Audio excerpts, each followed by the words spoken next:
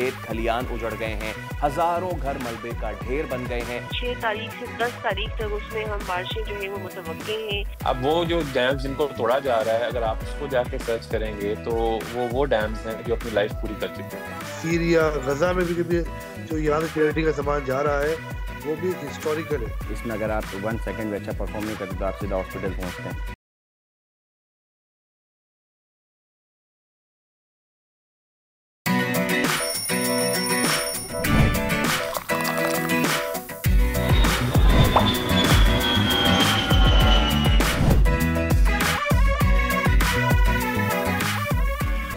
भारत से छोड़े गए पानी के बायस दरियाए सतलुज में तबाहकुन सैलाब। जुनूबी पंजाब के कई इलाके ज़ेर-ए-आब। रावी सतलुज और चनाब में तुग़यानी की कैफियत बरकरार। सैलाब मुल्तान में दाखिल। अकबर फ्लड बंद पर पानी की सतह 414 फीट हो गई। इंतजामिया ने हेड मोहम्मद वाला पर शगाफ डालने की तैयारियां मुकम्मल कर ली। कबीर वाला और शुजाबाद में मुतादिद गाँव ज़ेर-ए-आब। सैलाब से मंडी बहाउद्दीन के तमाम देहात ज़ेर-ए-आब आने का खदशा। पंजाब में सैलाब से अब तक 46 अफराद जाबाक हो चुके, जबकि मजमूई तौर पर सैलाब से 35 लाख से जायद अफराद मुतासिर हुए। एक हफ्ते के दौरान दूसरी बार इस्लामाबाद से लेकर काबुल तक जमीन लर्ज उठी। इस्लामाबाद, केपी और पंजाब में जल्जले के शदीद झटके। पेशावर और गिरदोनवा में शहरी कलमा तैयबा का विर्द करते हुए घरों से बाहर निकल आए। मालाकंड, बुनेर, सुआत, चारसदा, मानसहरा में जल्जले के झटके। शिद्दत रेक्टर स्केल पर 5.9 रिकॉर्ड। मरकज हिंदू कश अफगानिस्तान और जेर जमीन गहराई 111 किलोमीटर। वज़ीर आज़म शहबाज शरीफ का दौरा चीन। चीनी वज़ीर आज़म समेत रूसी सदर से अहम मुलाकातें। एससीओ समिट, चीनी फौजी परेड समेत बिजनेस टू बिजनेस सरमायाकारी कॉन्फ्रेंस में शिरकत। दोनों ममालिक के दरमियान 21 शोबों में मुफाहमती याददाश्तों के तबादले और मुआहदों पर दस्तखत। 4.2 अरब डॉलर्स की सरमायाकारी होगी। पेट्रोकेमिकल, आयरन, शमसी तवानाई, ज़राअत, इलेक्ट्रिक व्हीकल्स के शोबे शामिल। क्या भारत के लिए सबसे बड़ा खतरा पाकिस्तान, रूस और चीन का इकट्ठा होना है? जानेंगे प्रोग्राम में एक्सपर्ट की राय।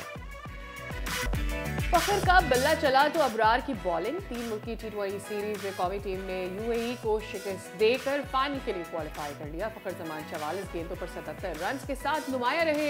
अबरार ने 4 विकेटें लेकर रही सही कसर भी पूरी कर दी। हदफ के ताक़ुब में यूएई की टीम 145 रन से बना सकी। और मुल्क भर में जश्न ईद मिलादुन नबी की तैयारियां उरूज पर। शहर जगमगा उठे, इमारतें बरक़ी कुमकुमों से रोशन। हर सू दरूद सलाम की सदाएं। जगह जगह महाफिल मिलाद का भी इनेकाद।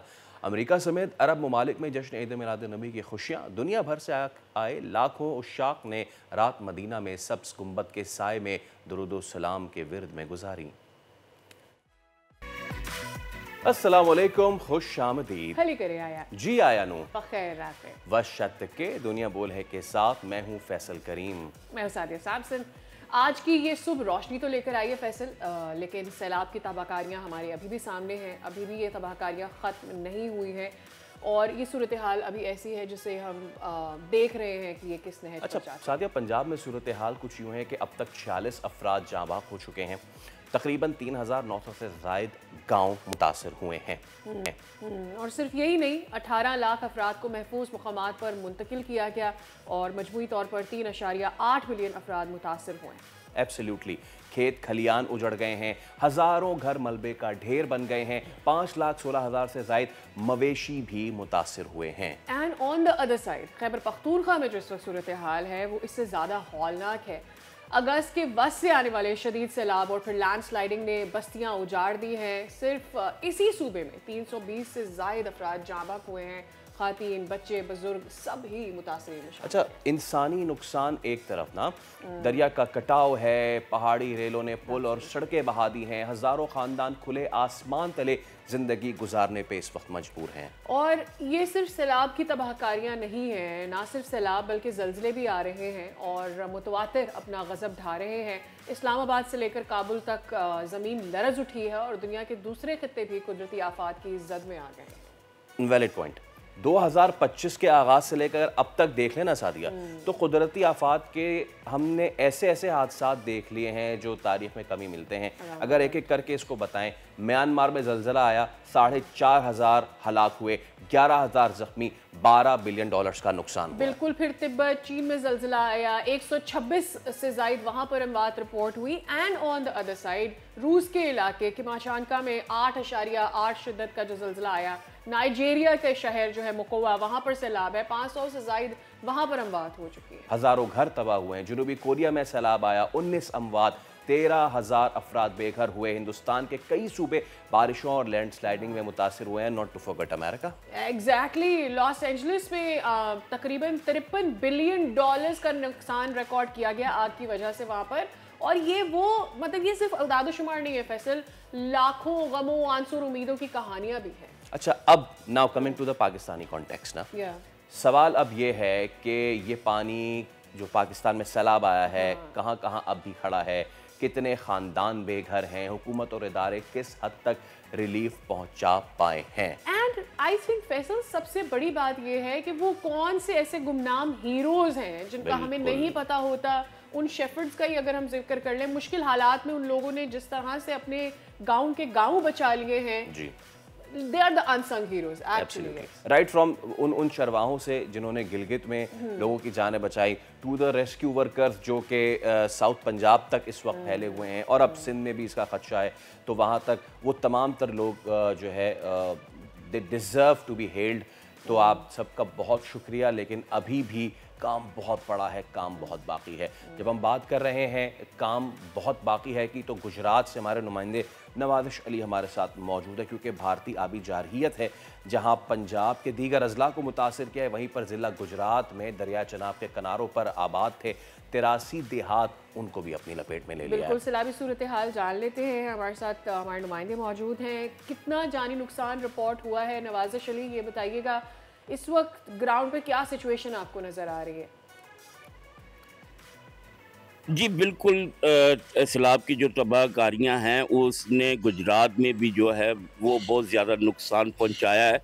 और दरिया चनाब के किनारे आबाद जो है 83 देहातों को बहुत ज़्यादा मुतासर किया है, जहां पे अगर हलाकतों की बात की जाए तो 3 बच्चों समेत 4 अफराद के जाँ बहक होने की जो है वो इतलात सामने आई हैं।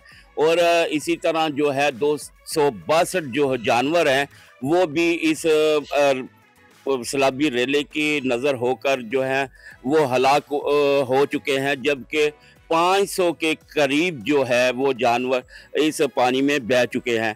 तो मैं यहाँ पे ये अपने बोल के नाज़रीन को बताता चलूँ कि यहाँ पे जो रिलीफ कैंप हैं वो 15 के करीब जो है फ्लड रिलीफ कैंप लगाए गए हैं, और 15 जो है वेटरनरी जानवरों के लिए जो मेडिकल रिलीफ कैंप है वो भी लगाए गए हैं। और यहाँ पे अगर बात की जाए नुकसानात की, और शहर में अर्बन जो फ्लडिंग का मामला है, तो कल 24 घंटे की बारिश ने जो है वो अर्बन एरिया को भी जल थल एक कर दिया। और यहाँ पे जो है पानी वो शहरी इलाकों में जो है 4 फीट तक पहुँच चुका था, और तमाम जो लोग हैं वो घरों में मासूर हो चुके थे। जी ठीक है, बहुत शुक्रिया नवाज़िश, आप हमें अपडेट कर रहे थे। और अभी भी इस वक्त सिचुएशन यही है कि हमने एक सवालात कुछ उठाए कि पानी कहाँ कहाँ खड़ा है। ये सवाल इससे भी पहले ये भी बनता है कि मज़ीद और मानसून के स्पेल्स कितने हैं, एंड देन अब तक जो नुकसान हुआ है हम उसको मैप भी कर पाए हैं या नहीं कर पाए हैं। We have got expert NDA में ज़हरा हसन साहब। ज़हरा साहब अस्सलाम वालेकुम और बहुत शुक्रिया आपके वक्त के लिए। तो इस वक्त हम देख रहे हैं कि अब ये मुल्तान पहुंच रहा है पानी, और उसके बाद अब ये सिंध में एंटर होगा। गो के there are some positive news from Sindh. Expert से कह रहे हैं कि उतनी शिद्दत से नहीं ये पानी जाएगा सिंध में।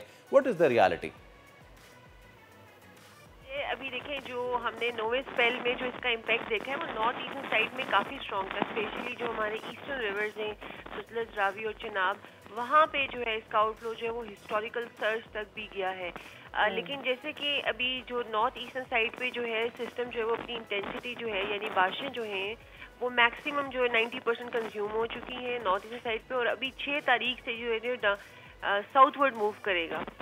तो इंटेंसिटी इतनी ज़्यादा भी नहीं है। इसके साथ साथ जो डाउन स्ट्रीम जो पानी आया था वो भी रेला जो है वो अभी, जिस तरह आपने भी फरमाया है कि वो अभी मुल्तान से जो है नीचे मूव कर रहा है, तो गुद्दू के मकाम पे ये 8 से 9 सितंबर तक पहुंचेगा, और जो रेला होगा ये कोई 5 या 6.5 लाख के दरमियान होगा, और गुद्दू की अपनी डिज़ाइन कैपेसिटी जो है वो 12 लाख के दरमियान है। तो इंशाल्लाह कोई इतनी सिचुएशन जो है हम और नहीं देखते, लेकिन इसके साथ साथ जैसा कि आपको पता है जो कच्चे के मकामात हैं, चाहे वो घोटकी, कश्मोर, लाड़खाना, शहीद नज़ीराबाद और इसके अलावा जितने भी हैं, पर्टिकुलरली जो कि रिवर प्लेन्स में जो मकामात आ रहे हैं, जो कच्चे के मकामात हैं, वहाँ पर फिर भी वो वर्नेबल रहेंगे। उनके लिए एहतियाती तदबीर इख्तियार करनी चाहिए, और सिंध इंतज़ामिया ने बहुत अच्छा काम किया। उन्होंने कोई 70 से ज़ायद लोगों को, लोकल एडमिनिस्ट्रेशन ने भी जो है लोगों को इवैक्यूएट करवा दिया।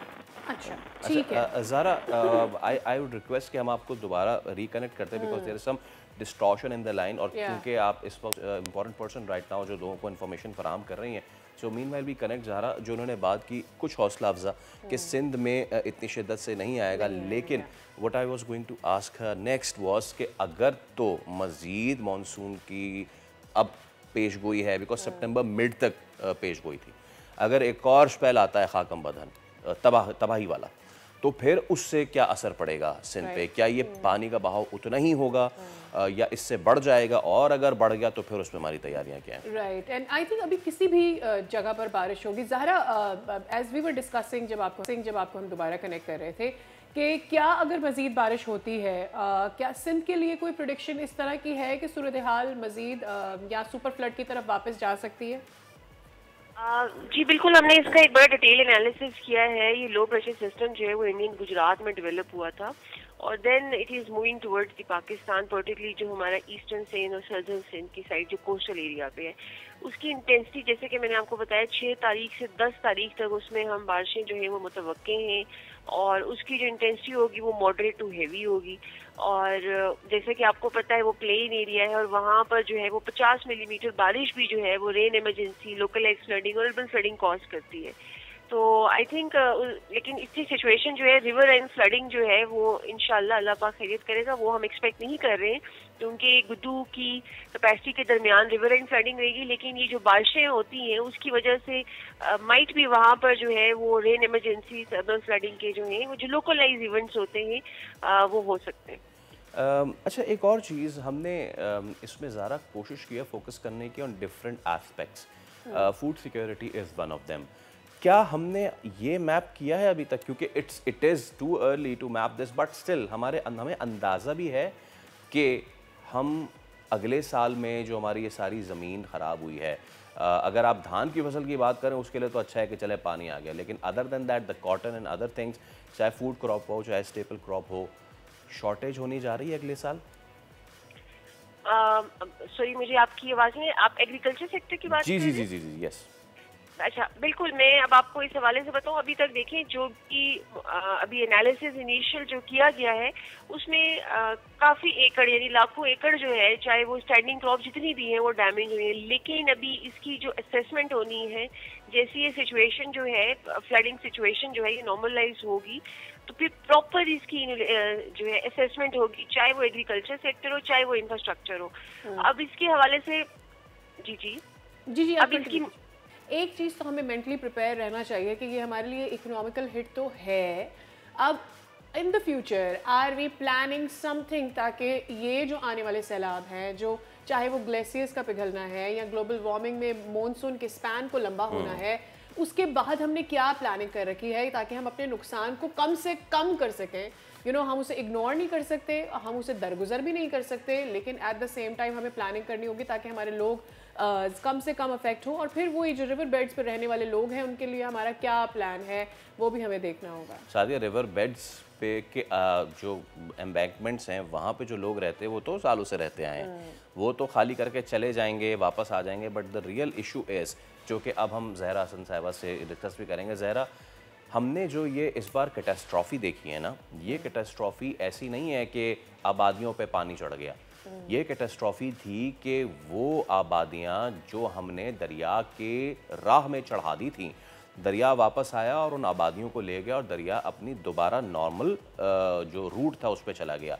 हो सकता है 1 महीने बाद रावी दोबारा खुश्क हो जाए, हो सकता है 1 महीने बाद दोबारा से सारे वाटरवेज पर ख़त्म हो जाएं और सिचुएशन नॉर्मलाइज हो जाए। So as an expert I want to know, हम क्या दोबारा इस पे बनाएं घर, सोसाइटीज़ एंड ऑल, और दोबारा इसका इंतज़ार करें, या फिर हम छोड़ दें इसको, इस दरिया के जो रास्ता है उसको छोड़ दें, चाहे इसमें पानी हो या ना हो? अच्छा, पहले मैं आपको जो करंट सूरत हाल है इसके हवाले से बताऊं कि इस साल जो हमने पैटर्न देखा, पिछले 80 सालों में ये इतनी बारिशें रिकॉर्ड की गई है, डैम्स हो गए हैं, और ये जो सिचुएशन रेन की वजह से बेसिकली ट्रिगर हुई है। इस साल मैं आपको 2 फैक्टर बताती हूँ। एक फैक्टर जो इंडियन साइड पे है, जो हमारा 8वां साल था 26 अगस्त के दौरान, उसमें इंडियन साइड पर जो है वो 600 मिलीमीटर 24 घंटों में बारिश रिकॉर्ड की गई है। और उसी दिनों में पाकिस्तान ने भी 300 मिलीमीटर बारिश रिकॉर्ड की, पर्टिकुलरली जो हमारा अपर कैशमेंट ईस्टर्न साइड। अब ये एक वजह थी। दूसरी वजह ये थी कि पिछले स्पेल्स की वजह से भी हमारे जो लैंड था, जो अपर लैंड था, वो बहुत सैचुरेट हो गया था, जिसकी वजह से इंडियन डैम्स ने भी वाटर रिलीज किया। दोनों फैक्टर, एक वर्टिकल और हॉरिजॉन्टल, दोनों मिल के हमारे जो कैचमेंट एरिया थे पर्टिकुलर ईस्टर्न साइड पे, वहाँ पे हमें तुहियानी दी। अच्छा, ये तो एक फैक्टर था जो कि नेचुरल फैक्टर था। दूसरा फैक्टर जिसका आप जिक्र करें, that is human induced factor. उसमें जैसे कि आपको पता है, जिस अभी भी आपने अर्ज किए, दरिया जो है वो मियांडर करता है। अब मियांडरिंग की मुख्य वजूहात हैं, वो सॉइल इरोजन की हो सकती है, फिर हमारी जो एक और कंस्ट्रक्शन जो की है, it is not up to the land use land planning, ये सैनिटाइज फॉलो नहीं किया जा रहा। ऑल राइट ज़रा, बिल्कुल ठीक है, बिल्कुल ठीक है, point taken. We have got short time, but उसमें भी आपने सारी चीज़ एक्सप्लेन की। बहुत शुक्रिया आपके वक्त के लिए, मौजूद थी हमारे साथ। एंड अब अगेन दो सवाल सबसे अहम है इस वक्त। एक तो ये कि हम इसको कर्टेल कैसे करें, और दूसरा ये कि जो इतना पानी आ रहा है, हमने इसके लिए क्या तैयारी की है, exactly, क्या प्लानिंग है? क्योंकि दुनिया भर में मौसमियाती तब्दीलियों के खिलाफ अब नई हिकमत अमली अपनाई जा रही है। अमेरिका में हर साल बताया जा रहा है कि जी जो डैम्स थे, बड़े डैम्स, उनको उखाड़ा जा रहा है। वजूहात ये दी गई हैं कि इक्तिसादी और माहौलियाती तौर पर वो फ़ायदेमंद रहे नहीं है साथ। एग्जैक्टली, और वो आपका जो नॉर्मल इकोसिस्टम है उसको भी अफेक्ट करते हैं। अब दूसरी जानिब हम ये देख रहे हैं कि चाइना जो है, जो कि is on the Indus river के अपर साइड पर, उनकी जानिब से दुनिया का सबसे बड़ा डैम बनाया जा रहा है, बल्कि इट्स ऑलमोस्ट बना दिया गया है। तो अब ये दो बिल्कुल क्या है, कॉन्ट्रास्टिंग चीज़ें हैं। वो ना हम ये बात भी समझते हैं कि जी चाइना अगर कर रहा है तो कुछ सोच समझ के कर रहा है, और अमेरिका अगर कर रहा है तो भी कुछ सोच समझ के कर रहा है। हमें क्या करना है? That's the question Faisal. What are we going to do? हम अभी तक कंसेंसस पे डैम्स के नहीं पहुंच पाए, एंड एवरी टाइम हमें कोई नया रीजन इस पर नजर आता है। डॉक्टर अजीम अली शाह हमारे अभी हमारे साथ मौजूद हैं। अस्सलाम वालेकुम, very very good morning to you sir. जहन में यही बात आती है कि कम से कम जब से हम लोग पैदा हुए हैं, हम कालाबाग डैम की बात सुन रहे हैं, और उसके बाद दीगर डैम्स के बनते रही हैं, इनिशिएटिव्स लिए गए हैं, लेकिन मुकम्मल नहीं हुए या छोटे रेजरवायर्स आए। अब एक दफ़ा फिर से हम कालाबाग के साथ खड़े हैं। मुझे ये बताएं, जब इतनी बारिशें होती हैं पाकिस्तान में, और हम कहते हैं कि जी ग्लॉब्स भी आ रहे हैं, बारिशें भी हो रही हैं, इंडिया भी पानी छोड़ रहा है, हमें डैम की तरफ जाना चाहिए, नहीं जाना चाहिए, और ये कहाँ बनने चाहिए डैम्स? जी वालेकुम अस्सलाम। अच्छे बड़े इंटरेस्टिंग डिबेट है कि जाना चाहिए या नहीं जाना चाहिए। आपकी भी मैं थोड़ी सी बात सुन रहा था स्टार्ट करने से पहले। देखें, जो मोस्ट डेवलप्ड कंट्रीज हैं, यूएस की आपने एग्जांपल दी, चाइना की दी। चाइना जो है around 20% of the world reservoirs जो है वो चाइना के पास है। मैं एक और स्टडी देख रहा था कि खाली यूएस में 1 मिलियन एकड़ फीट से ज्यादा पानी के तकरीबन 130 ज़खायर हैं, 130, which is very very large reservoirs. ठीक है, तो इन्होंने अगर तरक्की की है मुल्कों ने, तो डैम बनाए हैं।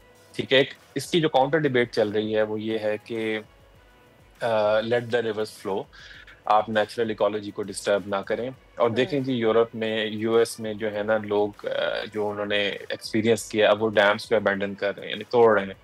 अब वो जो डैम्स जिनको तोड़ा जा रहा है, अगर आप उसको जाके सर्च करेंगे तो वो डैम्स हैं जो अपनी लाइफ पूरी कर चुके हैं। हर डैम की एक लाइफ होती है, ध्यान में रखिएगा। एग्जैक्टली। तो ऐसा नहीं है कि उन्होंने नए नए रिजर्वायर बनाए, ठीक है, बिलियंस ऑफ डॉलर्स लगाए और अगले दिन उनको तोड़ने लग गए, ऐसा नहीं हो रहा। अच्छा, अब पाकिस्तान के केस में इंटरेस्टिंग ये है कि 2 रिजर्वायर्स हैं बड़े, मंगला और तरबेला। मंगला पहले बना था, तरबेला उसके बाद बना। अभी लोगों को ये भी नहीं पता कि हमारे पास 3rd लार्जेस्ट रिजर्वायर कौन सा है। अगर मैं आपसे पूछूं, आपको भी नहीं पता होगा। कोई आइडिया? गाजी बरो था। आई एम सॉरी, ये आई डोंट नहीं। अच्छा, 3rd लार्जेस्ट रिजर्वायर पाकिस्तान का गोमल-जाम डैम, ये गोमल लेवल पे बना है। हाँ, गोमल-जाम में है, ये साउथ वजीरिस्तान में बना हुआ है और ये तकरीबन 1 मिलियन एकड़ फुट कैपेसिटी का है। तो ये 3 बड़े डैम्स हैं और उसके बाद चश्मा का नंबर आता है कि चश्मा का जो बैराज है उसके साथ आपके पास कैपेसिटी है जहाँ पे आप पानी स्टोर करते हैं। तो हमारे पास इनसफिशिएंट स्टोरेज कैपेसिटी है, ये तो ज़हन में रखिएगा। अब ये है कि मूविंग फॉरवर्ड कि डैम बनने चाहिए या नहीं बनने चाहिए। देखें, हमारे पास जो एक डैम बनता है ना, उसके लिए एक नेचुरल टेरेन, टोपोग्राफी चाहिए होती है जहाँ पे आप बना सकते हैं। जी, मेरी पहले भी बात हुई थी कि चनाब में, सतलुज में और रावी में, ये 3 जगहों पे जहाँ पे इस वक्त सैलाब आया हुआ है, यहाँ पे हमारे पास डैम की कोई लोकेशन नहीं है। मैदानी इलाका है, बिल्कुल। तो मैदानी इलाका है सारा। तो यहाँ पे हमें जो है चलना है, जो भी नेचर के साथ हमारे पास अवेलेबल ऑप्शंस हैं, और उसके ऊपर हम बात कर सकते हैं, मैं उस पर आऊँगा। तो यहाँ पे तो ऑप्शन खत्म होगी। अब आपके पास बच गया इंडस और झेलम। इंडस के ऊपर जो है आपके पास मल्टीपल ऑप्शंस हैं, बड़ी डिटेल स्टडीज हुई हैं, जिनमें एक कालाबाग भी है। कालाबाग को क्यों इसलिए बार-बार डिस्कस किया जाता है कि ये एक नेचुरली गिफ्टेड साइट है। यहाँ पे बहुत एक अच्छी गॉर्ज बनती है, जहाँ पे आपके पास मिनिमम एक्सपेंस से एक इंफ्रास्ट्रक्चर बन जाएगा, और वहाँ पे जो एलाइड इंफ्रास्ट्रक्चर है, यानी वहाँ पे कॉलोनी है, रोड एक्सेस है, लिफ्ट वगैरह लगानी, वो सब कुछ बना हुआ है। और वो बना हुआ है कोई 30-40 साल पहले का। अब सिर्फ डैम बनना है। वो हर दफा रुक जाता है क्योंकि उसके ऊपर जो है पॉलिटिकल कंसेंसस नहीं होता। Technically it's a very viable project, और ये एक लार्ज स्टोरेज डैम है, ये ज़हन में रखिएगा। अभी जो हमारे पास दासू डैम बन रहा है, वो स्टोरेज रिजर्वायर नहीं है, वो run of the river reservoir है। उसमें हम पानी स्टोर नहीं करेंगे, एज सच वो हाइड्रो इलेक्ट्रिक पावर के लिए बनेगा। सिमिलरली जो हमारे पास जो दयामिर भाषा है, वो स्टोरेज रिजर्वायर है, लेकिन उसके बनने में अभी काफी टाइम है। ये दोनों डैम्स जो बन रहे हैं, ये इंडस पे बन रहे हैं, और जो कालाबाग है, ये भी इंडस पे ही अच्छा, प्लांट है। अब डॉक्टर साहब, मेरा इसमें एक if you can fit in one question. Dams पानी स्टोर करते हैं, डैम से हम बिजली बनाते हैं, ठीक है, ये 2 अहम काम है एक लेमैन अगर देखे तो। फ़र्ज़ कीजिए अगर हम ये ख़त्म कर देते हैं ना, डैम तोड़ दिया या आज सब तोड़ दो, जो हसन अब्बास वो भी यही कह रहे हैं कि भाई ख़त्म कर दें, नेचुरल जाने दें पानी, तो फिर हम पानी स्टोर कहाँ करेंगे और फिर बिजली का क्या होगा? अच्छा, अब ये देखें, ये 2 पर्पस तो आपने जो गिनाए ठीक है, मतलब स्टोरेज है और हाइड्रो इलेक्ट्रिक पावर जनरेशन है। लेकिन इससे जो मेजर हमारे पास पर्पस है जो डैम सर्व करते हैं, वो रेगुलेशन का है कि पानी जो है हमारे पास अराउंड 84% जो पानी है वो 5 से 6 महीने के अंदर आता है। यानी मई से लेके अक्टूबर तक जो पानी है, वो हमारे टोटल जो वॉल्यूम ऑफ वाटर है उसका 84% है। जो बाकी सारा साल है उसमें 16% पानी आता है। अब आपके पास जो ये 5-6 महीने में या 3-4 महीने में पानी आ गया, तो इसको आपने सारा साल यूज करना है।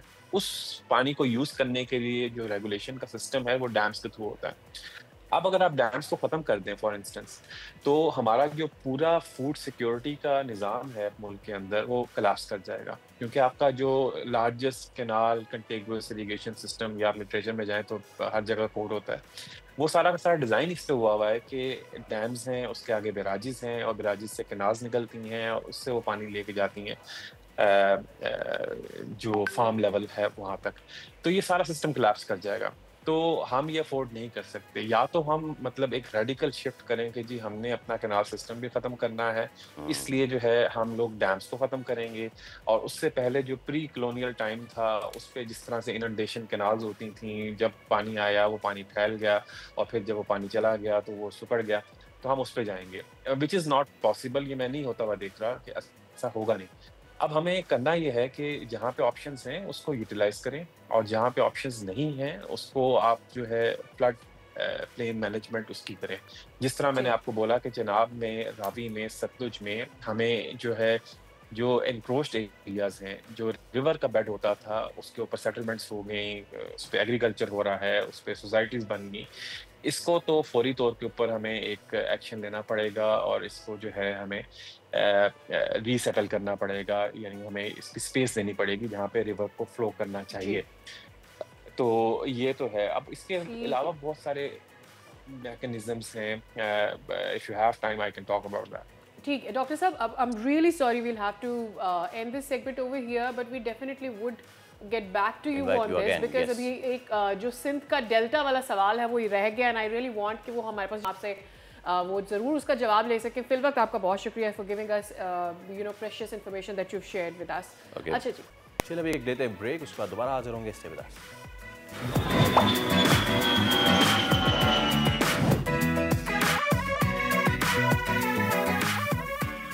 एक बार फिर आपको कहेंगे खुशामदीद। Well, it's world charity day today sir. आज दुनिया भर में जो चैरिटी है उसका दिन मनाया जा रहा है। चैरिटी की बात आती है तो नाम आता है पाकिस्तान का, और पाकिस्तान का नाम आता है चैरिटी में तो किस शहर की आपको आती है ख्याल? कराची की। सबसे ज़्यादा खैरात और अतियात देने वाला ये शहर कराची।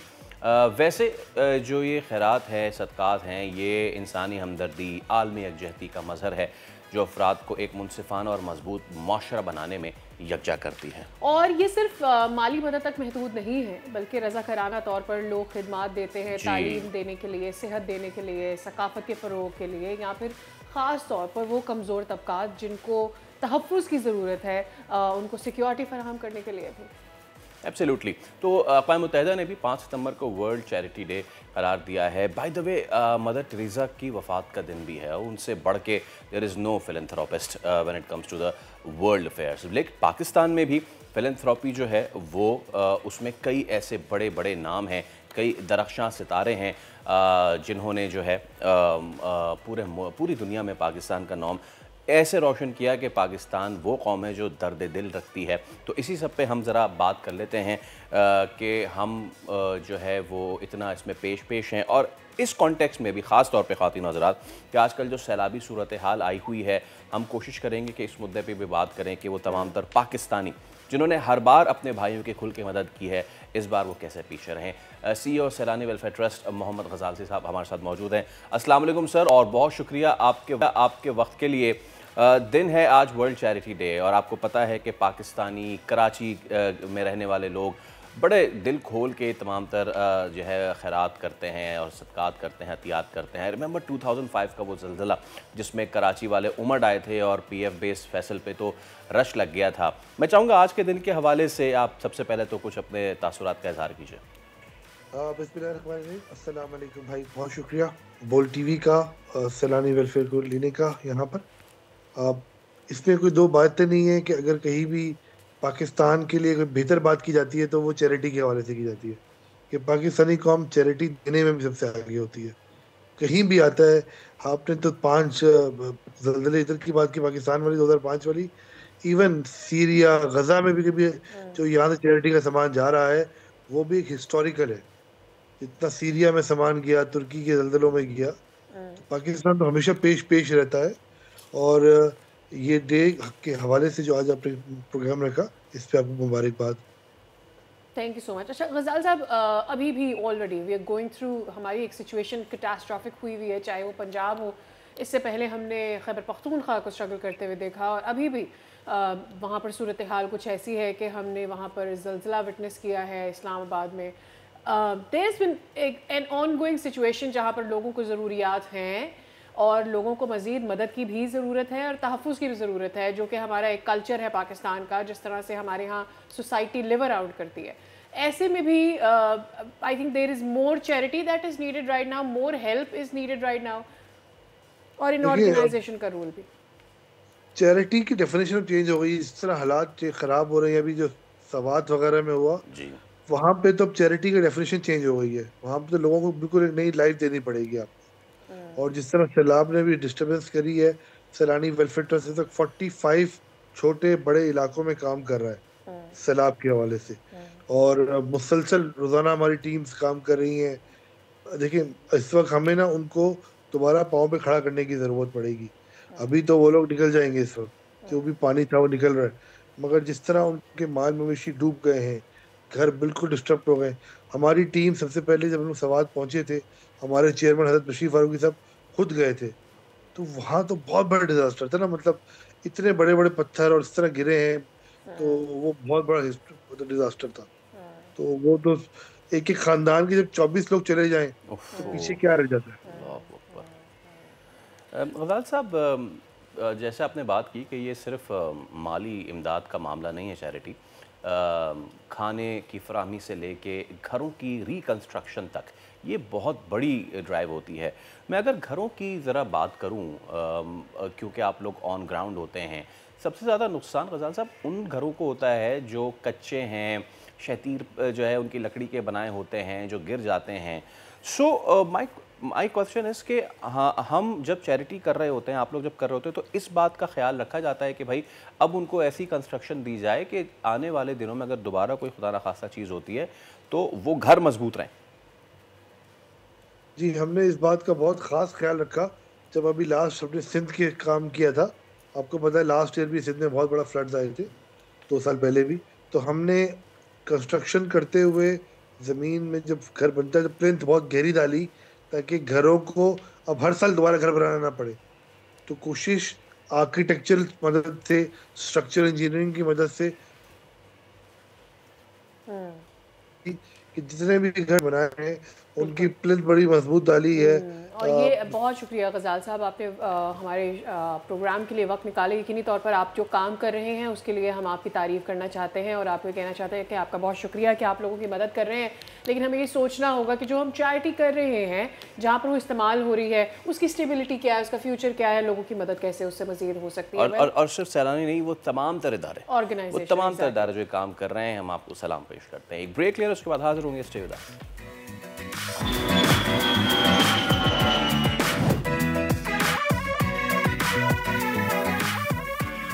एक मरतबा फिर आपको कहेंगे खुश आमदीद। आप देख रहे हैं दुनिया बोल है। हमारे साथ जुड़े रहने के लिए बेहद शुक्रिया। इससे पहले कि हम ज़रा बैनुल अक़वामी मंजरनामा और पाकिस्तान की जो उस पर धाक बैठ रही है उस पर बात करें, एक वाक़या हुआ है Sadia, and that happen with जो मारूफ गुलकारा हैं Qurratulain Baloch. She was on vacations in northern areas, Skardu में थी वो, और देवसाई वो गई। देवसाई का इलाका है बड़ा पानी, वहाँ पे ब्राउन बेयर ने उन पे हमला कर दिया। ये कुरतुलैन की वो तस्वीर है। द गुड थिंग इज़ के कुरतुलैन ठीक है, हाँ उनको ब्रूजेस आए हैं, चोटें ज़रूर आई हैं उनके लेकिन हाथों व्हाट अ में। ब्राउन बेयर कैन डू, उस हिसाब से अगर हम बात करते हैं, नहीं उस हिसाब से अगर हम बात करते हैं तो थैंकफुली शी गॉट या वो उतना ज़्यादा उनके लिए वो नहीं हुआ मुश्किल। और ब्राउन बेयर जब दे अटैक यू तो वो तो आप कुछ भी कर सकते हैं। सादिया, इस रीजन में ये जो बड़ा पानी है, ये कैंपिंग साइट है, यहाँ पे आम तौर पे ब्राउन बेयर्स नहीं आते हैं, ठीक है। लेकिन हो ये रहा है कि if you can show the footages as well, पिछले कुछ सालों में ब्राउन बेयर्स जो हैं, हिमालयन ब्राउन बेयर्स, वो हाई अल्टीट्यूड से उतर के नीचे आ गए हैं। उसकी बहुत सारी वजूहात हैं। एक तो ऊपर जाहिर सी बात है जब इकोसिस्टम चेंज हो, दिस इज़ वन फुटेज जो कि लोग जहाँ पे कैंप कर रहे थे वहाँ पे वो आ गया और वहाँ खाना खा रहा था। सो दो चीज़ें हैं, एक तो ये कि हाई अल्टीट्यूड पे बर्फ़ ख़त्म होती जा रही है, तो वो जो है वो नीचे आ जाते हैं, और जब वहाँ उनका इकोसिस्टम छिड़ता है तो उनके लिए वहाँ का जो खाना है वो भी ख़तरे में पड़ जाता है, और फिर वो नीचे आके जो खाने की तलाश के लिए आते हैं। दूसरा ये कि एक और भी चीज़ है कि आप हायर एल्टीट्यूड की तरफ कितने बढ़ रहे हैं उनके इकोसिस्टम को डिस्टर्ब करने के लिए। Can that be one of the reasons? No, बड़ा पानी पे या छोटा पानी पे कभी भी रीच नहीं आया करते थे। दे ऑलवेज, मतलब यहाँ पे मार्मोट्स होते हैं, गोल्डन मार्मोट्स होते हैं, लेकिन ये नहीं होते थे। लेकिन पिछले 2 से 3 सालों में ऐसे बहुत इंसिडेंट्स हुए हैं। ये तो सर ये है ना, अभी 1 महीना पहले या 2 महीने पहले की बात है जब अस्तोर वैली में रीच जो है वो उतर गए थे। By the way, Himalayan brown bears जो पाकिस्तान की पहचान है और ये देवसाई में पाए जाते हैं। सो आई थिंक एक अच्छी बात ये कि कुरतुलैन बलोच सेफ हैं, और दूसरी बात ये कि हम इकोसिस्टम को जितना छेड़ेंगे तो द पॉइंट इज एक और चीज़ भी ये है कि जैसे हम मानूस नहीं होते बै से और दूसरे एनिमल से मानूस नहीं होते, बट जब आप उनकी टेरिटरी में जाना शुरू करते हैं तो वो भी कंफर्टेबल होने लगते हैं, but then at the end of the day वो एक जानवर हैं और दे नो इनफ ओनली जिस तरह से उन्हें लोगों को ट्रीट करना है, और जब वो थ्रेट महसूस करते हैं आप पर अटैक भी कर देते हैं। तो जनाब आज नाम से Faisal, what are we sharing? Yes, सियासी नाश्ता, और सियासी नाश्ता आज it's a foreign breakfast, foreign affairs breakfast, not the contemporary. तेजी से बदल रहा है क्योंकि कल हुई है अहम मुलाकात, और ये मुलाकात जो हुई है ये हुई है रूस, चाइना और पाकिस्तान के प्रीमियर्स के दरमियान। रूस के सदर व्लादिमीर पुतिन, पाकिस्तान के वज़ीर आज़म शहबाज शरीफ आमने सामने बैठे, और हुआ ये कि ये मुलाकात जो हुई है ना, ये उस वक्त हुई जब नरेंद्र मोदी वापस चले गए थे वापस, और उसके बाद वापस गए, सबकी नज़रें फिर इस मुलाकात पे जम गई। बिल्कुल, और सदर व्लादिमीर पुतिन ने शहबाज शरीफ से कहा कि पाकिस्तान अब भी रूस का रवायती जो है वो साथी है, और जवाब में फिर शहबाज शरीफ ने वाज़ेह किया कि इंडिया और रूस के ताल्लुकात का हम बहुत एहतराम करते हैं और पाकिस्तान भी रूस के साथ मजबूत रिश्ते में रहना चाहता है। Absolutely, absolutely. और इसके साथ साथ मैं आपको ये भी बताऊं कि दिलचस्प बात यह है कि शहबाज शरीफ की गुफ्तगू के दौरान सदर पुतिन बार बार इस बात में सर हिलाते रहे, और साथ ही जो है कुछ कॉन्वर्सेशंस भी होती रहीं, कुछ जोश का तबादला भी हुआ। बिल्कुल, दफ्तर खारजा ने बताया कि पुतिन ने पाकिस्तान में सैलाब और जो कुदरती आफात हैं उस पर भी अफसोस का इजहार किया है। एट द सेम टाइम वज़ीर आज़म शहबाज शरीफ की क़यादत में पाकिस्तान ये चैलेंजेस अबूर कर लेगा। पुतिन वाज कॉन्फिडेंट इन नवंबर में मॉस्को में होने वाले जो एससीओ इजलास में है, शहबाज शरीफ को शिरकत की दावत दे दी, which is actually the cherry on the top of everything that happened. Yes. तो चलिए इसी पे ज़रा हम बात भी कर लेते हैं, और इसमें कुछ जो हमारा पड़ोसी मुल्क है वहाँ से भी कुछ धुआं उठ रहा है। या एट द सेम टाइम जो फैसल वो ये बात कर रहे हैं कि हमारे रशिया के साथ ताल्लुकात बहुत अच्छे हो रहे हैं, जब अमेरिका हमें घास नहीं डाल रहा है, और फिर भारत के जाने के इंतज़ार किया जाता है, जब उसके जाने के बाद सारी अहम मीटिंग्स होती हैं, तो फिर I think that pretty much shows कि क्या असलियत है, इंडिया क्या क्रिएट कर रहा है, and what is the actual reality. Senior तज्ज़ियाकार एहतशामुल हक साहब हमारे साथ मौजूद है। एहतशाम साहब, गुड मॉर्निंग सर, उम्मीद है आप खैरियत से होंगे जनाब। तो अब ये जो कुर्बतें बढ़ती जा रही हैं, मैं अगर आपको 2015-16 में गालिबन लेके जाऊँ एहतशाम साहब, एक वक्त था जब कोल्ड वॉर थी, एक वक्त था कि जब we were not at good terms with Kremlin, लेकिन अब चीज़ें बदल गई हैं। ये बदलना शुरू हुआ द्रुज़बा एक्सरसाइजेस के टाइम पे, जब पाकिस्तान और रशिया की फोर्सेस ने मुश्तरका मिलिट्री एक्सरसाइजेस करना शुरू की, और अब चलते चलते मामलात यहाँ आ गए हैं कि सदर व्लादिमीर पुतिन ने शहबाज शरीफ को दावत दे दी है in Moscow. So this is very heart warming and this is very welcoming. जी फैसल, इसमें कोई शक नहीं है कि ये ग्लोबल साउथ का एक बहुत बड़ा कट जो आपने देखा ये हुआ है, और उसके बाद आप बायलैटरली जो पाकिस्तान के ताल्लुकात के बारे में आपने देखा, अभी जिक्र भी कर रहे हैं, प्रेसिडेंट पुतिन से शहबाज साहब की मुलाकात, प्रेसिडेंट शी से मुलाकात, फिर प्राइम मिनिस्टर से मुलाकात चीन के, और फिर आपने देखा इन्वेस्टमेंट कॉन्फ्रेंस में उनका जाना, और ये बहुत सारी नई डेवलपमेंट्स हुई हैं, बहुत ही वेलकमिंग है पाकिस्तान के हवाले से। अभी देखें ना, एक ज़माने में हिंदुस्तान ताने देता था, हर जगह जो आप देख लें उनको कहा जाता कि जी पाकिस्तान आइसोलेशन का शिकार है। आज हिंदुस्तान खुद आइसोलेशन का शिकार है। अभी आप देख लें कि प्रेसिडेंट बुश ने अपना, ट्रम्प ने जिस अंदाज से जो ट्वीट किया है, प्रेसिडेंट की तारीफ की है, जी हाँ, और तारीफ की है, और मेरा ख्याल है मोदी के बारे में जो सख्त रवैया इख्तियार किया, तो वो तो उनके मुल्क के अंदर ही बहुत सारा किस्म हो रहा है कि हमें बिल्कुल एक तरफ कर दिया गया है, हमारी एक हैसियत, हम चौथी पावर बनना चाहते हैं। Also brings me to the next question, और वो ये कि एक वक्त था, आपको याद है कि हम बैठकर पाकिस्तान की फॉरेन पॉलिसी के ऊपर तनकीद भी कर रहे होते थे कि we have not been able to have the relationship with other countries. अगर वन साइड पर हमारे चाइना के साथ अच्छे ताल्लुकात होते हैं तो अमेरिका के साथ ख़राब हो जाते हैं, अमेरिका के साथ अच्छे होते हैं तो रशिया के साथ हम उनको नहीं इंजॉय कर पाते। But right now at the centre of it, इस वक्त जो सिचुएशन है, हमने भारत से जंग लड़ी, हम जंग जीते, अमेरिका के साथ हमारे ताल्लुकात अच्छे हैं, रशिया हमें दावत दे रहा है, चाइना हमारा हमेशा से अच्छा पार्टनर रहा है। So we have come a long way until here. India isolate हो रहा है, लेकिन आपको अमेरिका के रवैये में टुवर्ड्स चाइना जो चेंज महसूस हो रहा है दिस पॉइंट टाइम कि चाइना तारीफ कर रहा है कि वाह क्या अमेरिका तारीफ कर रहा है कि वाह क्या परेड किया चाइना ने। देखिए साथिया, पाकिस्तान के लिए तो एक बहुत बड़ी विन विन सिचुएशन है। अगर आप हिंदुस्तान को आप देख लें, हिंदुस्तान जिस तरह साइड लाइन हुआ है, अभी हिंदुस्तान के बारे में प्रेसिडेंट ट्रम्प का रवैया देखें कितना सख्त है। और वो कहते हैं कि when you are getting closer to Russia तो हम आपके साथ बातचीत नहीं करेंगे। कॉन्ट्ररी पाकिस्तान चाइना के साथ ताल्लुकात और रशिया के साथ ताल्लुकात बना रहा है, तो इस पे प्रेसिडेंट ट्रम्प को या फॉर दैट मैटर अमेरिका को कोई इतराज नहीं है। This is what we are trying to tell them कि जी हमारी फॉरेन पॉलिसी का बुनियादी तौर पे एक नुक्ता यही है कि हमने सबसे ताल्लुकात, दो तरफा ताल्लुकात भी ठीक करने, ग्लोबल भी करने, और हमारा मकसद दुनिया में अमन और इस्तेकाम है। ये पाकिस्तान का सादिया नैरेटिव इतना शानदार तरीके से बिका है इस कॉन्फ्रेंस में भी और अदरवाइज बायलैटरली जो मुलाकातें भी हुई हैं। देखिए ना, अभी जिस तरीके से मोदी को नहीं बुलाया गया, परेड में नहीं बुलाया गया, चले गए, उधर से हिंदुस्तान से खबरें हैं कि जी वो मजीद अमेरिका को नाराज नहीं करना चाहता पूरी, इसलिए वो परेड में नहीं गए। लेकिन जनरली तो मेरा ख्याल है इस रीजन में जो बड़ी डेवलपमेंट होने जा रही है, मेरा ख्याल है उसमें पाकिस्तान एक ग्लोबल लेवल पे बहुत बड़ा प्लेयर सामने आया है। इस तरह से आप देख लें, बायलैटरल भी आप देख लें, ईरान से ताल्लुकात बेहतर करने हैं तो प्रेसिडेंट ट्रम्प पाकिस्तान की तरफ देखते हैं। अभी चाइना और जो सवाल आप पूछते हैं सादिया, बड़ा इंपॉर्टेंट सवाल है। चाइना और अमेरिका को देखते हुए जिस तरीके से अमेरिका के ताल्लुकात आप देखने बावजूद सब कुछ करने के जो ट्वीट किया, वो कहते हैं जी 3 मुल्क बैठ के मेरे साथ खिलाफ साजिश करने हैं, कोरिया, चाइना और रशिया। उसके जवाब में पाकिस्तान से तवक्को की जा रही है कि एक दफा फिर 70 वाला किस्सा दोहराया जाए। जब किसिंजर आए थे उसके बाद निक्सन वहाँ गए थे, पाकिस्तान ने दोस्ती कराई थी, अब वो चाह रहे हैं कि ये ताल्लुकात बेहतर कराए जाएं। तो मेरा ख्याल है हमारे लिए तो फैसल ये सफारती लेवल पे एक बहुत बड़ी कामयाबी है। दूसरा एससीओ की कॉन्फ्रेंस आप देख लें, अभी 2 दिन 3 दिन पहले हुई, उसमें पाकिस्तान के बारे में जो आपने देखा जिस तरह के अल्फाज यूज किए गए, पाकिस्तान को सामने रखते हुए आपने देखा कि उन्होंने जाफर एक्सप्रेस की मजम्मत की, दहशतगर्दी की, 12 मई के खुदार के वाक़े की मजम्मत की, हिंदुस्तान ने उस पर साइन किए। तो ये हाँ कि हिंदुस्तान दो ही बैकफुट पे चला गया हमारे लिए। अच्छा इसमें एहतियात साहब, जब आप ये बात कर रहे हैं कि हिंदुस्तान ने इस पर दस्तखत किए, कितनी बड़ी सुबकी है। मैं कुछ बयानात भी आपके सामने रख देता हूँ जो उनके दिफाई तर्जकार है प्रवीण साहनी।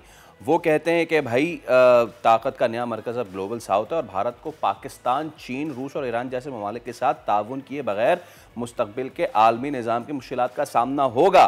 फिर ये भी कहा जाता है कि ये भी कहा जाता है कि पाकिस्तान अब पुतिन, शी जिनपिंग और किम जोंग उनके साथ फ्रंट स्टेज पे खड़ा है। ये मोदी की नाकाम खारजा पॉलिसी का नतीजा है। There you go sir.